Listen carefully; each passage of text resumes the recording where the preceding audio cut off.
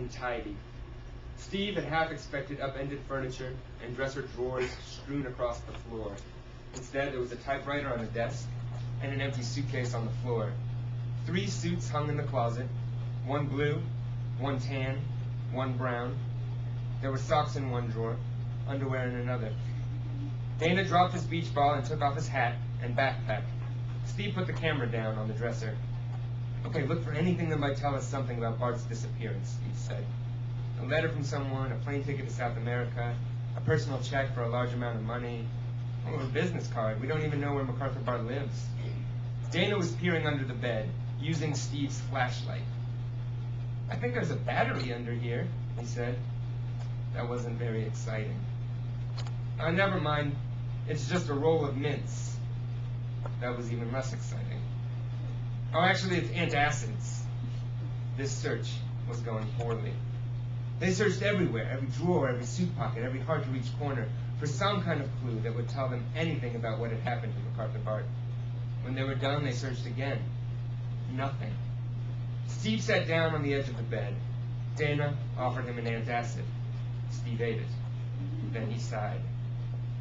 "We don't know anything more about MacArthur Bart now than we did this morning." Dana was looking out the window.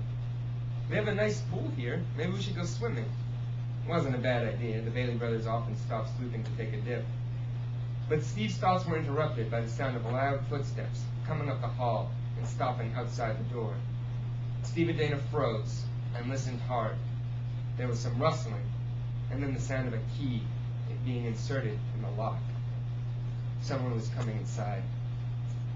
Steve and Dana ran to the bathroom and softly shut the door. 3 seconds more and they would have been discovered. Steve heard 2 men enter the hotel room and begin to talk.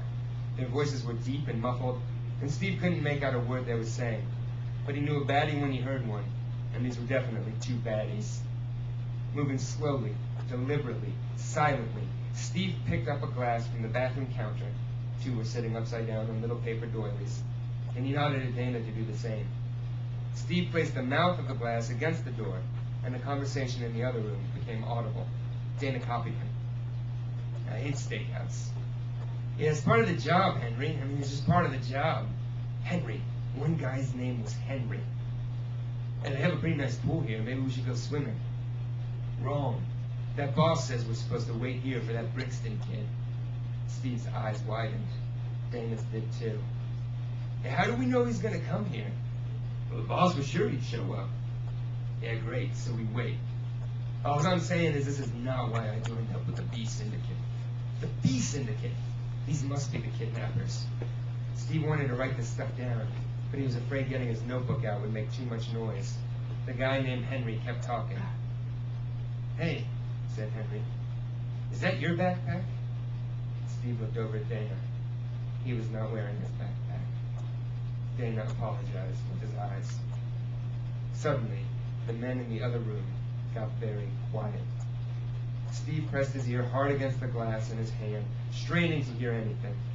There was silence, and then, suddenly, the sound of a closet door being opened very fast.